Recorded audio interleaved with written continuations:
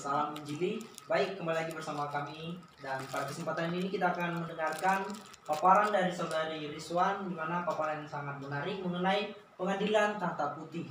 Nah, seperti apa penjelasannya kepada Saudari Rizwan? Baik, terima kasih kesempatan yang telah diberikan kepada saya. Dalam hal ini saya akan memaparkan tentang judul makalah saya, yaitu pengadilan tahta putih besar. Nah, dari sini saya akan menjelaskan tentang pengadilan tahta putih besar itu bagaimana. Dalam Alkitab, pengadilan tahta putih besar itu menurut Alkitab memberitahukan bahwa pengadilan tahta putih itu akan dilaksanakan setelah bumi yang lama dimusnahkan. Yang dalam hal ini kita dapat lihat dalam Wahyu pasal 20 ayat 11. Namun ada juga menurut para teolog yang bernama Thomas mengungkapkan bahwa pengadilan tahta putih itu akan berlangsung di tempat atau ruang yang tak terbatas di luar lingkup sejarah manusia, yang dimana hal ini mengabarkan bahwa pemusnahan alam semesta akan terjadi secara fisik melalui serangan api yang turun dari surga. Dalam hal ini kita dapat melihat dalam Wahyu pasal 20 ayat 10. Nah, namun oleh sebab itu muncullah tahta putih yang dimana semua orang yang menolak Yesus dari segala zaman mulai dari masa perjanjian lama hingga pada era kerajaan milenium akan diadili, yang dimana bukan untuk menentukan suatu keselamatan, tetapi sebaliknya akan menetapkan dan menjatuhkan mereka ke dalam hukuman masing-masing, di mana yang ternyata tidak ditemukan atau tercatat dalam kitab kehidupan. Namun dalam hal ini kita dapat melihat dalam Wahyu pasal 20 ayat 12. Namun dalam PB juga mencatat bahwa jiwa-jiwa tersebut saat ini masih tersimpan di Hades atau tempat orang mati. Dalam Wahyu pasal 20 ayat 13 dijelaskan bahwa jiwa-jiwa yang telah disiksa berabad-abad tersebut akan dibangkitkan kembali dari Hades atau tempat orang mati, dan untuk selanjutnya akan dilemparkan ke dalam lautan api selama-lamanya. Dalam hal ini kita dapat melihat dalam Wahyu pasal 20 ayat 14 sampai 15. Dengan demikian kita tahu juga bahwa Hades ini bukanlah suatu tempat penghukuman yang kekal bagi manusia yang durhaka, tetapi lautan apilah yang merupakan alam penyiksaan untuk selama-lamanya bagi binatang, yaitu antikristus, nabi palsu, setan dan para malaikatnya, serta semua manusia yang menolak Kristus dari segala generasi dan zaman. Dalam pengadilan tahta putih besar ini ada juga yang namanya pengadilan orang percaya. Kalau kita lihat dalam surat Korintus pasal 5 ayat 10 yang mengatakan bahwa orang percaya akan diangkat ke surga sesudah pengangkatan gereja ke angkasa untuk menghadap Bema, yang dimana Bema itu yaitu kursi pengadilan Kristus. Pengadilan tersebut terjadi sesudah gereja diangkat dari dunia. Dalam hal ini kita dapat mengetahui bahwa yang bisa mendukung hal ini kita dapat melihat dalam Lukas pasal 14 ayat 14. Nah, kita juga akan membahas tentang penghakiman di tahta putih itu bagaimana. Nah, kita akan tahu bahwa di mana sesudah pemberontakan yang paling akhir, maka akan terjadi penghakiman yang terakhir. Pada saat itu, langit dan bumi yang lama berakhir.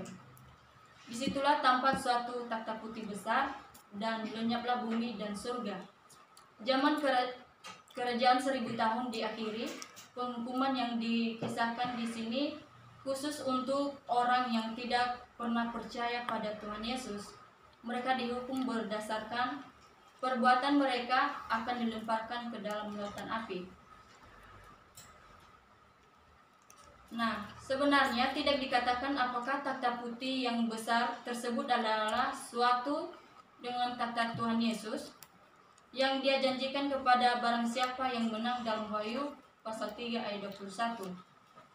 Kalau sama berarti orang yang percaya yang menang akan ikut menghakimi mereka yang tidak percaya. Namun dalam Wahyu pasal 20 ayat 7 sampai 15 kita mengetahui bahwa penghakiman ini akan terjadi setelah kerajaan 1000 tahun. Nah, oleh karena itu dari Alkitab kita juga mengetahui bahwa dalam penghakiman inilah Yesus akan menghakimi orang-orang mati menurut perbuatan mereka. Wahyu pasal 20 ayat 12. Dan setiap orang yang tidak ditemukan namanya tertulis dalam kitab kehidupan akan dilemparkan ke dalam lautan api. Wahyu 20 ayat 15. Nah, yang menjadi kesimpulan yang saya ambil dari sini yaitu dalam hal ini kita sudah tahu bahwa pengadilan itu terjadi di angkasa, yang dimana semua orang binasa menghadap di depan tahta putih besar. Wahyu 20 ayat 11, yang dipimpin oleh Kristus sendiri. Pengadilan ini menjatuhkan hukuman mati yang kedua kepada mereka. Jadi oleh sebab itu muncullah tahta putih, yang dimana semua orang yang menolak Yesus dari segala zaman, mulai dari masa perjanjian lama hingga pada era kerajaan milenium akan diadili.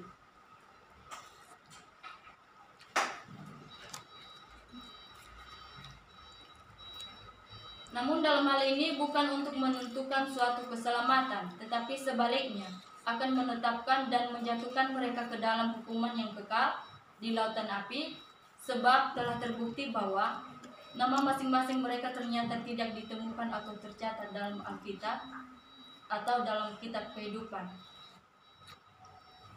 Demikian saja, terima kasih.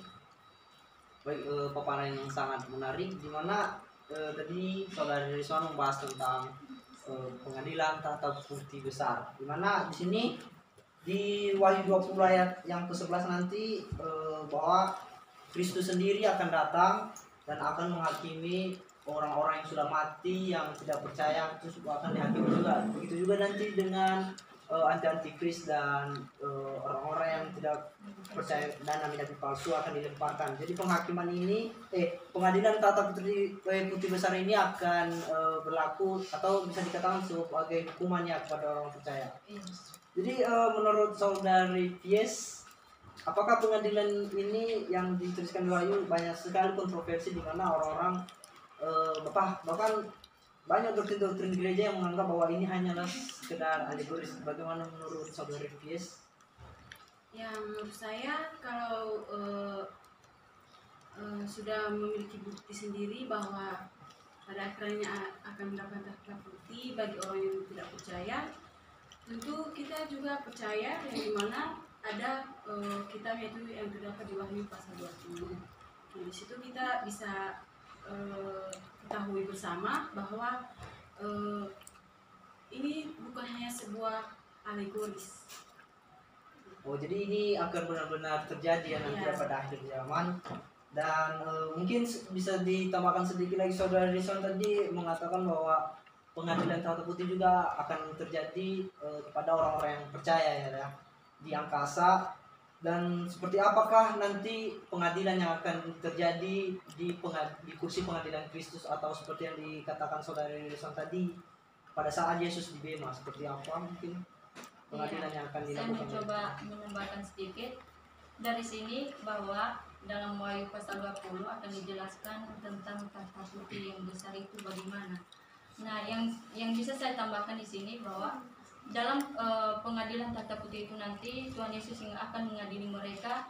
Tuhan Yesus yang akan memilih orang-orang yang percaya kepada Tuhan dan orang-orang yang menolak Yesus Kristus itu dalam kehidupan mereka. Jadi Tuhan Yesus akan melemparkan ke dalam lautan api bagi setiap orang yang tidak percaya akan Yesus.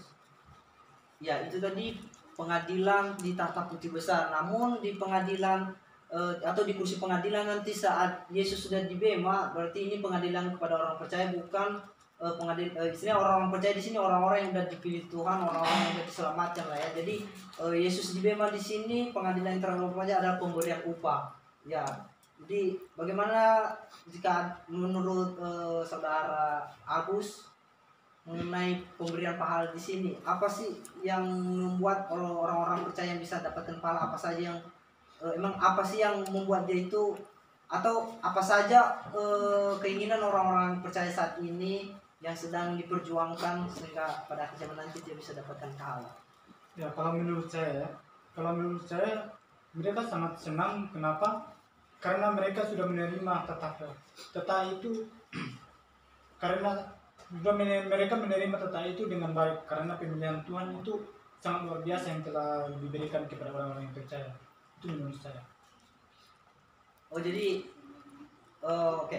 Pengadilan Kristus di sini yang saya katakan tadi, yang Yesus di bema, berarti adalah pemberian upah atau pemberian pahala kepada orang-orang yang percaya, orang-orang yang bertekun dalam iman dan menjaga kekudusan. Jadi pengadilan tata putih besar berlaku untuk semua orang, berlaku untuk orang yang tidak percaya, dan sedangkan pengadilan atau kursi pengadilan atau Yesus di bema nanti adalah khusus pengadilan orang-orang yang percaya, dan disitulah orang-orang percaya akan diberi mahkota. Baik, paparan yang sangat menarik, dan semoga paparan ini dapat memberkati saudara semua. Tuhan Yesus memberkati. Salam Injil.